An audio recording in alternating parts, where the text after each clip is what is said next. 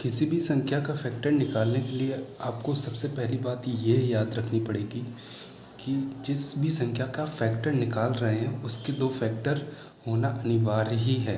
वो दो फैक्टर हमेशा होंगे। वो कौन कौन से हैं? पहला 1 है और दूसरी वह संख्या स्वयं होगी।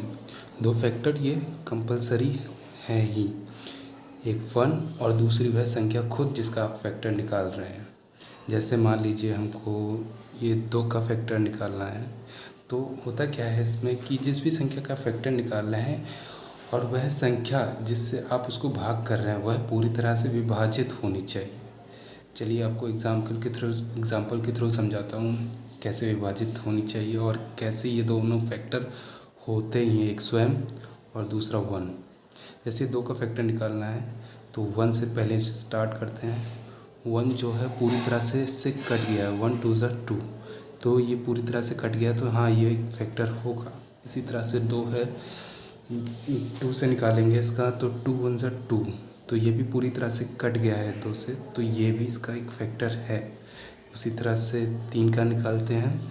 जैसे मैंने आपको बताया था 1 होगा, देखिए 1 3 ज़ा 3, 1 भी हो गया, तो ये कंपलसरी है 1 एंड स्वयं खुद वो संख्या। तो उसके बाद 3 का फिर 3 से निकालते हैं, 3 1 ज़ा 3, ये भी पूरी तरह से कट गई, 3 भी इसका फैक्टर है। आज मैंने आपको सिखाया 2 एंड 3 के फैक्टर निकालना। तो 2 के फैक्टर्स क्या क्या होंगे?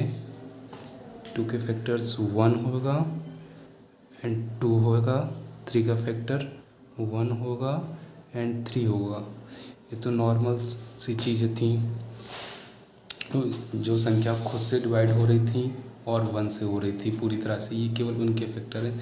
इसके आने वाले वीडियो में आपको और भी दिखाएंगे कि किस तरह से संख्याओं के खुद भी हो फैक्टर और स्वयं भी 1 भी हो, ठीक है, सॉरी 1 भी हो और स्वयं भी हो, वो खुद हो।